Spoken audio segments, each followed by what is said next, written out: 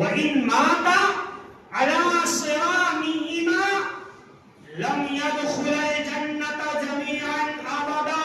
دو لڑنے والے مسلمان، دو تعلق ختم کرنے والے مسلمان اگر اسی حال میں مر گئے لم يدخل الجنة جميعا أبدا، کبھی بھی جنت میں داخل نہیں ہو سکتے.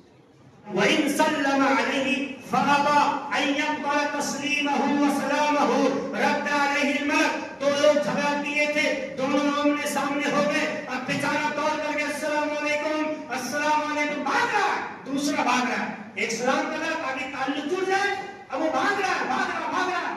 اللہ اکبر، کتنی بڑی خوشخبری ہے. اے سلام کرنے والے تو خوش ہو جا، یہ تعلق توڑنے والے نے تیرا جواب نہیں دیا، لیکن سن تیرے نبی کا یہ فرمان تیرے سامنے ہونا چاہیے کہ جس سے سلام کیا گیا تعلق جوڑنے کے لیے، لیکن اس نے اگر تیرے سلام کا جواب نہیں دیا تو تیرے سلام کا جواب اللہ کے مقرر فرشتے دیتے ہیں. اور جس نے جواب نہیں دیا معلوم ہے اس کی بد نصیبی کیا؟ وَرَدَّ عَلَى الْآخَرَ الشَّيْطَانِ. جس نے جواب نہیں دیا ہے اس کو جواب شیطان دیتا ہے. دل کو نرم کرو، تعلقات کو بحال کرو. بنی اسرائیل کا ایک واقعہ ہے، اللہ کے رسول بیان فرماتے ہیں ایک آدمی کا اللہ نے حساب لیا، کہا یہ بتا کچھ نیکی ووکی کیا ہے؟ روایت بالکل صحیح ہے، نیکی ووکی کر کے لایا ہے؟ اس نے کہا نہیں. لم یوجد لہ من الخیر، ایک بھی نیکی اس کے پاس موجود نہیں تھی. اللہ پھر کس لیے گیا تھا بھائی دنیا میں؟ کون سے نیکی کیا؟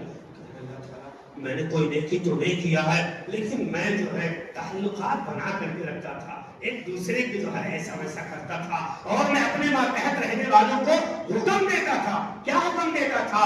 کہ بھائی پریشان لوگوں کا ساتھ دو اور جو پریشان حال ان کے ساتھ آسانی کرو، مقروضوں کو مہلت دو اور ان سے تعلقات جوڑ کر کے رکھو. اللہ تعالیٰ کہتا ہے کہ اے میرے بندے، اگر تو میرا بندہ ہونے کے بعد اتنا بڑا کام کر سکتا ہے کہ قرض نہ دینے والوں کو اگر تو معاف کر سکتا ہے تو پھر تو میں پوری دنیا کا مالک ہوں، میں تجھے کیوں نہ معاف کر دوں. عرش والے اس بندے کو معاف کر.